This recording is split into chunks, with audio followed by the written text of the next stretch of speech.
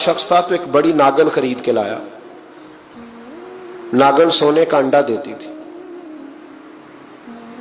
थी नागन, पर अंडा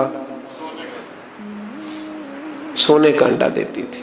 उसके बाल बच्चों ने भी, एक ही बेटा था, बीवी थी, उन्होंने कहा अब्बा ये नागन है, इसका काम दसना है, तो तू ख्याल कर। क्या कहा था हज़रत सुल्तान बाहू ने? खारे खूह कदी मिठे नहीं थींदे, भावें सै मना गुड़ पाइए, ते सप्पां दे पुत कदी मिठ नहीं थींदे, भावें चूलियां दूध पियाइए, इसकी फितरत में डसना है। तो ये डसेगी, बात खत्म हो गई। का नहीं, सोने का अंडा देती है। रख लिया घर में।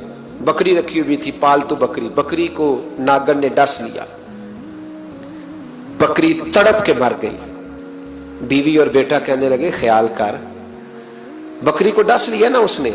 उसने कहा बकरी कितने की? का 6 दिनार की। सोने का अंडा कितने का?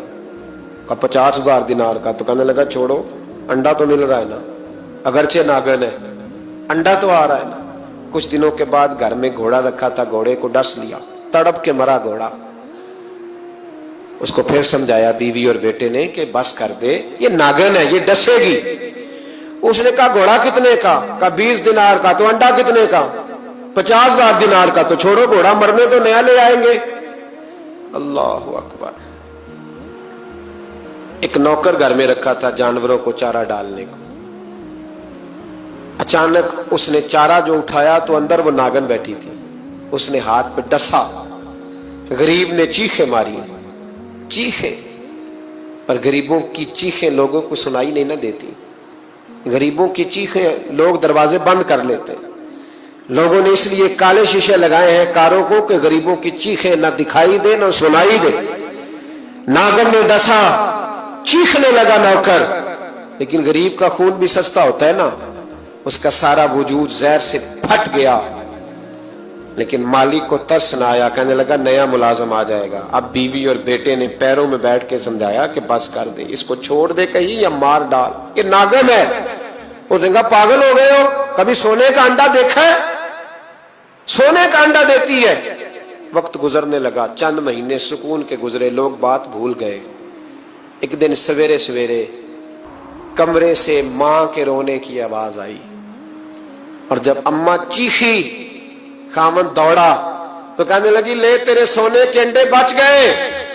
और वो देख मेरे बेटे को डस के बिस्तर से उतर गई है। वो देख मेरा इकलौता बेटा।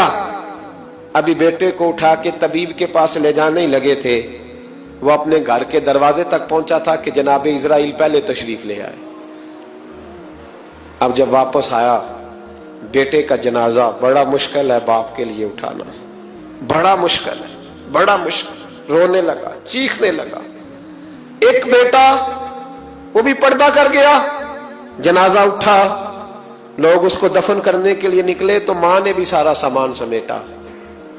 मां ने भी वापस आके कहने लगा तू कहां जा रही है? कहने लगी इस वेड़े में, इस सहन में मेरे बेटे की मौत हुई, यहां सोने के अंडे बचे पर मेरा बेटा नहीं बचा।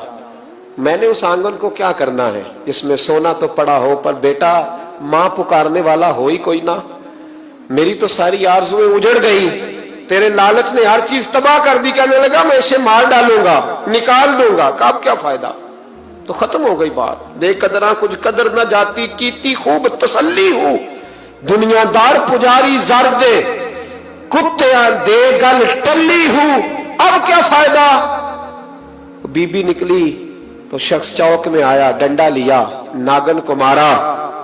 और इब्न जौजी फरमाते हैं वो पागलों की जिंदगी बसर करता था। उसके दाएं बाएं सोने के अंडों का ढेर लगा होता था। वो लोगों को कहा करता था मेरे जैसे लालची न बनना, मेरे पास ना बीवी बची, ना बच्चे बचे, ना घर बचा, ना कोई वफादार बचा, हाँ मेरे पास दौलत बच गई।